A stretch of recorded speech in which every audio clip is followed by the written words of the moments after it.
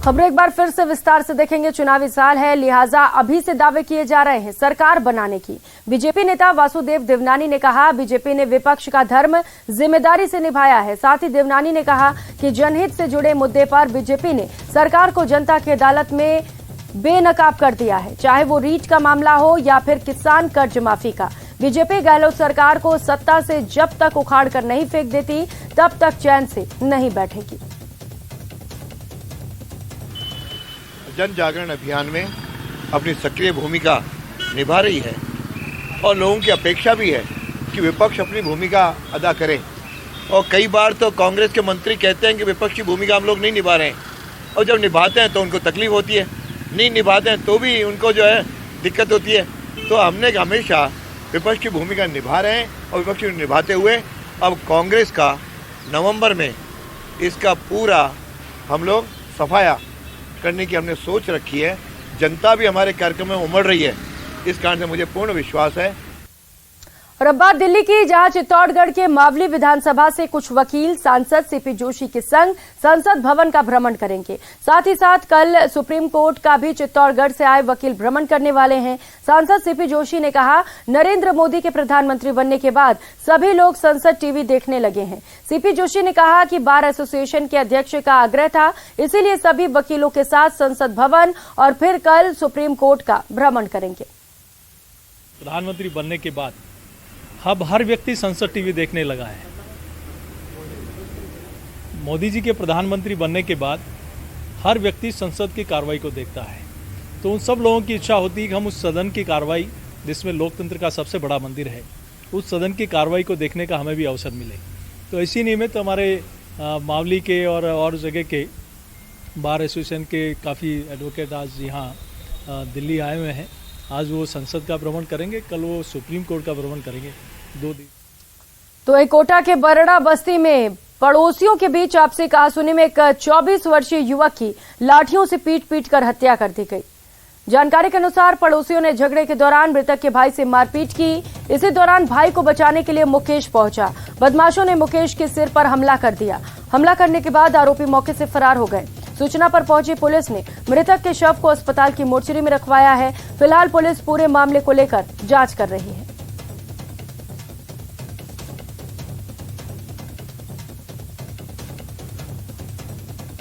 मुकेश के ऊपर बचाव के दौरान लाठियों से वार कर दिए। मुकेश का भाई है सर, ये उनको समझा रहा था कि भाई गाली गलौज क्यों कर रहे हो, क्या बात हो गई। इसी दौरान उन्होंने लाठियों से वार कर दिया। इसके मुकेश के कहाँ लगी थी? मुकेश के सर सिर पे चोट लगी हुई। खबर चूरू के सुजानगढ़ से है, जहां गांव लोढ़सर में स्थित एक मकान से चोर सैकड़ों किलो के तार और अन्य सामान चोरी कर ले गए। इस घटना के सीसीटीवी फुटेज में 2 युवक मुंह पर नकाब लगाए हुए चोरी करते दिख रहे हैं। हरियाणा के मूल निवासी प्रमोद जांगीड़ की लोढ़सर में दुकान है, जिसमें सीसीटीवी भी लगे हुए हैं, लेकिन चोरों ने बकायदा मुंह पर मास्क लगाकर चोरी की वारदात को अंजाम दिया और 256 किलो नया कॉपर तार, 90 किलो पुराना कॉपर तार सहित अन्य सामान चोरी कर फरार हो गए। फिलहाल घटना की सूचना मिलने पर सुजानगढ़ सदर थाना पुलिस मौके पर पहुंची और घटना का मौका मुआयना कर जानकारी ली गई।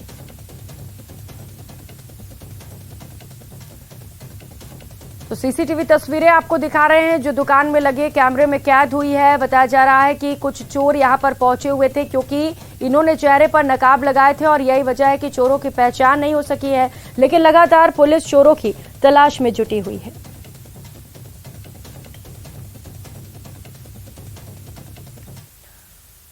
और उकलते एक और बड़ी खबर का, करौली से बड़ी खबर है। 5000 रुपए का इनामी बदमाश गिरफ्तार कर लिया गया है। 3 साल से ये लगातार फरार चल रहा था। आरोपी राजेश कोडिया गैंग का बदमाश बताया जा रहा है। करौली और हिंडौन पुलिस ने इनाम की भी घोषणा की थी। तो वहीं श्रीगंगानगर के रायसिंह नगर में जिला रसद विभाग की टीम ने बायोडीजल पंप पर छापा मारा। रसद विभाग कार्रवाई में भारी मात्रा में संदिग्ध डीजल को जब्त किया गया। जिला रसद अधिकारी ने बताया कि संदिग्ध डीजल से भरी पिकअप गाड़ी की सूचना मिलने पर कार्रवाई को अंजाम दिया गया। कार्रवाई में पिकअप गाड़ी सहित 11 ड्रम भी बरामद किए गए हैं, जिनमें 2800 लीटर संदिग्ध डीजल मिले हैं। वहीं अधिकारियों ने संदिग्ध डीजल के सैंपल भी इकट्ठा किए हैं। कब इसमें से शिकायत मिल रही थी कि नो पीएस के आसपास है ना कुछ लोग पिकअप में डीजल सप्लाई करते हैं। तो आज एक बायोडीजल का पंप है, इस पे हम पहुंचे थे तो एक पास में नोरा है, उसके अंदर एक पिकअप खाली हो रही थी, जिसमें कुल 11 ड्रम लेके आया था कोई बंदा कैंचियात से, जिसमें से 2037 लीटर तो हमने अभी टैंक में देखा है और 4 ड्रम अभी भी पिकअप के अंदर पड़े हैं। तो हमने मौके पर इनको सीज किया है और जो विधिवत कार्रवाई करनी है, सैंपलिंग वगैरह करनी है, जो हमारी टीम ने, जो हमारे स्टाफ है उन्होंने किया है। और खबरों में आगे बढ़ेंगे। बूंदी सहित प्रदेश भर में कृषि उपज मंडियों में सरसों की आवक होने के बावजूद भी राज्य सरकार ने अभी तक सरसों की सरकारी खरीद शुरू नहीं की है, जिससे किसानों को परेशानियों का सामना करना पड़ रहा है और अपनी फसल को व्यापारियों को कम दामों पर बेचने को मजबूर है। वहीं व्यापारियों ने किसानों के आरोपों को निराधार बताया है। वहीं अब आक्रोशित किसानों ने सरकार से सरसों की खरीद शुरू कर उचित भाव दिए जाने की भी मांग की है।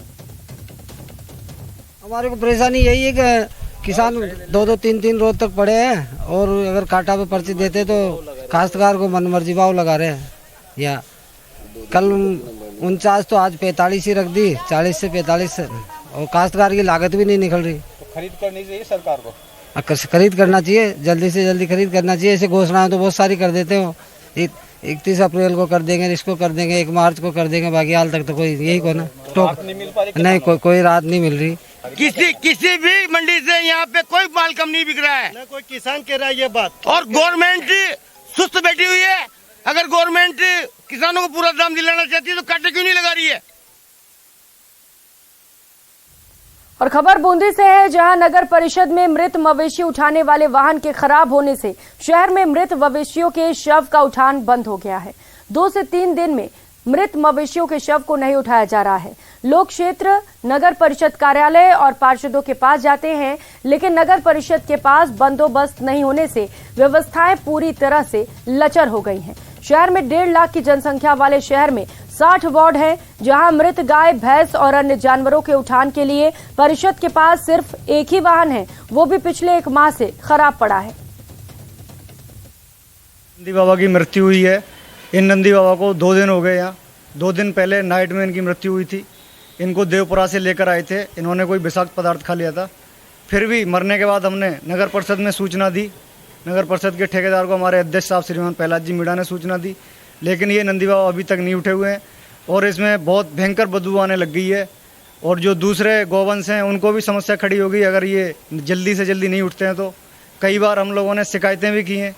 वाहन की स्थिति है कि पुराना जो कॉन्ट्रैक्टर था उसने हमारा जो ऑटो था उसको सीज करके डाल दिया, उसको ठीक करवाने, और हम दूसरी अल्टरनेट व्यवस्था कर रहे हैं। हम पूरी तरह चिंतित है और उसकी व्यवस्था हम सुचारू करेंगे।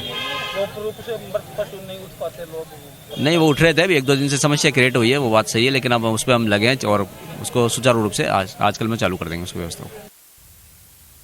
रुक लेते एक और बड़ी खबर का। धौलपुर से बड़ी खबर है, जहां पर एक ट्रक बेकाबू होकर पलट गया। ट्रक के नीचे 2 लोगों के दबे होने की भी सूचना मिल रही है। राहगीरों की सूचना पर पुलिस मौके पर पहुंची हुई है। NH 44 पर दरियापुर गांव के पास की घटना है। सदर थाना इलाके का ये पूरा मामला है।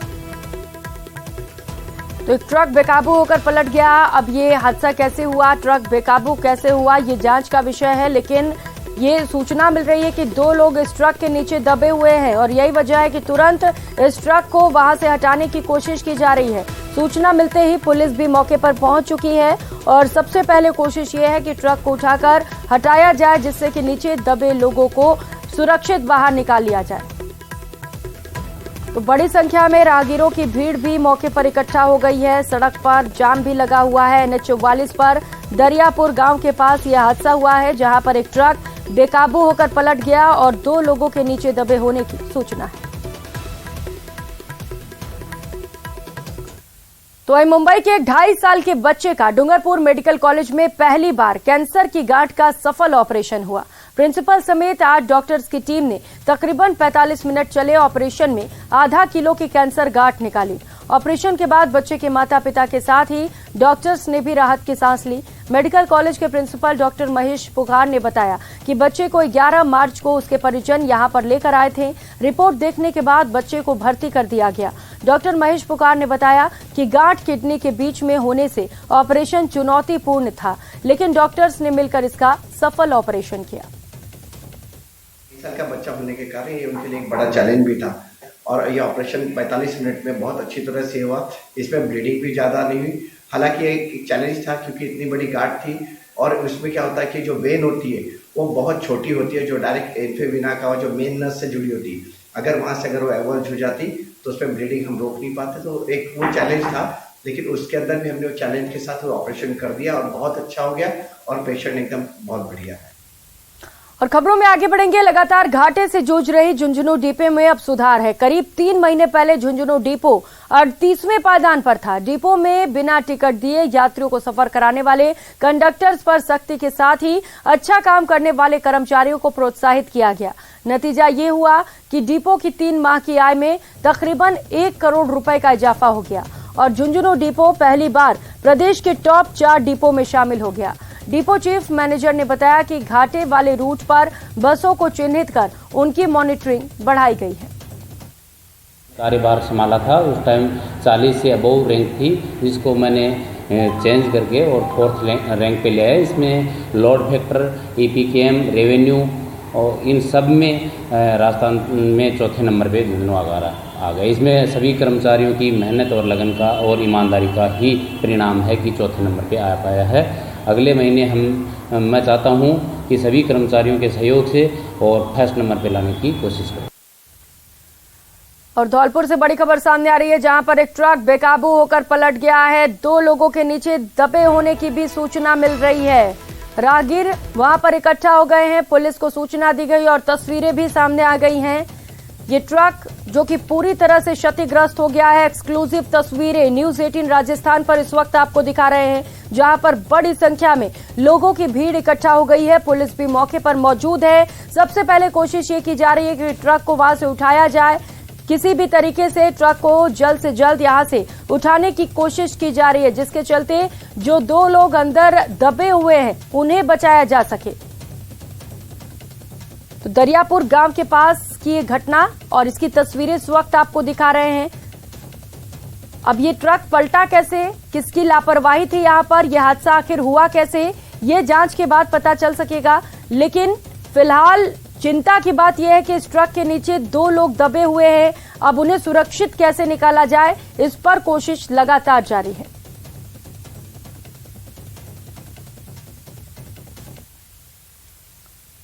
और खबरों में आगे बढ़ेंगे। सम पर्यटन और DNP के बीच विवाद अभी भी जारी है। पिछले दिनों जॉय राइड और मरु महोत्सव रद्द होने के बाद ये मामला उठा था। इसके बाद DNP ने भी इको सेंसिटिव जोन को नए सिरे से नोटिफाइड करने की तैयारी कर ली है। दूसरी तरफ रिजॉर्ट संचालकों की चिंता भी बढ़ गई है। इस दायरे में आने वाले रिजॉर्ट का क्या होगा? जानकारी के मुताबिक अगर वन विभाग इको सेंसिटिव जोन को 1 किलोमीटर तय कर देता है तो भी 40 से 50 रिसोर्ट इस दायरे में आ रहे हैं। ऐसे में सम और कुहड़ी के रिसोर्ट संचालक मुश्किल में हैं। आखिरकार उनका क्या होगा? हालांकि जानकारों का कहना है कि इस जोन में कल्चरल गतिविधियों पर ज्यादा रोक नहीं है। कुछ गाइडलाइन तय होगी, उसकी पालना करनी पड़ेगी। हालांकि अभी तक कुछ क्लियर नहीं हो सका है कि 1 किलोमीटर दायरे में आने वाले रिसोर्ट्स का आखिर अब क्या होगा। लेकिन कई नए रिसोर्ट्स अब इस दायरे में बाहर हो रहे हैं, इसको लेकर भी तैयारी चल रही है। गौरतलब है कि जैसलमेर और बाड़मेर जिले में राज्य पक्षी गोडावण के संरक्षण के लिए 1980 से डेजर्ट नेशनल पार्क घोषित किया गया। इस वजह से DNP में आने वाले ग्रामीणों को भी कई मुश्किलों का सामना करना पड़ रहा है। चालू हुई थी, जो हेलीकॉप्टर राइड चालू हुई थी, उससे ये प्रकरण चालू हुआ था और DNP ने उस पर रोक लगाई थी। जो डेजर्ट नेशनल पार्क है वहाँ पे गोडाउन का भी कंजर्वेशन सेंटर है, इस कारण से उन्होंने रोक लगाई। फिर दूसरी बार उन्होंने जो डेजर्ट फेस्टिवल जो चलता है उसके लिए भी उन्होंने रोक लगाई कि भाई साउंड्स और लाइटिंग्स और इसके कारण रहता है।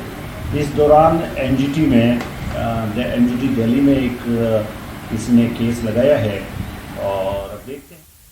रुक करेंगे अगली खबर का। प्रदेश भर में शीतला अष्टमी की धूम है। शीतला अष्टमी का पर्व बड़े ही धूमधाम के साथ मनाया जा रहा है।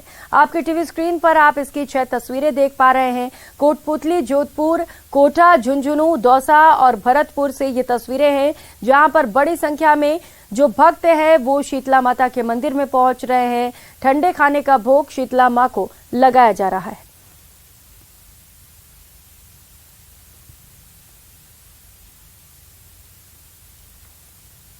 कोचिंग नगरी में भी शहर सहित ग्रामीण अंचल के इलाकों में शीतला अष्टमी का पर्व धूमधाम से मनाया जा रहा है। सुबह से ही मंदिरों में महिला श्रद्धालुओं की लंबी लंबी कतारें देखने को मिल रही हैं और शीतला माता को प्रसन्न करने के लिए महिलाएं ठंडे का भोग लगा रही हैं। मंदिरों में आज विशेष पूजा अर्चना के साथ विशेष व्यवस्था की गई है। शहर सहित ग्रामीण अंचल के इलाकों में सुबह से मंदिरों में खास रौनक देखने को मिल रही है। अब माता के मंदिर में हम पहुंचे हैं, जहां की तस्वीर हम आपको दिखाना चाहते हैं। तस्वीर आप देख सकते हैं, यहाँ अभी भी जो माँ को भोग लगाने के लिए अलग अलग ठंडे व्यंजन यहाँ देखे जा सकते हैं और माँ को प्रसन्न करने के लिए सुबह से यहाँ महिलाएं और अन्य जो लोग हैं यहाँ पहुँचे हैं। कुछ लोगों से बातचीत करते हैं, आपसे जानना चाहते हैं आज क्या है खास। आज शीतला अष्टमी का पावन पर्व है। होली के 10 दिन बाद महिलाएं ये पर्व मनाती हैं। शीतला माता की ठंडा बासी खाने की मान्यता है। आज की रात जो भी एक दिन पूर्व का इस बुलेटिन में फिलहाल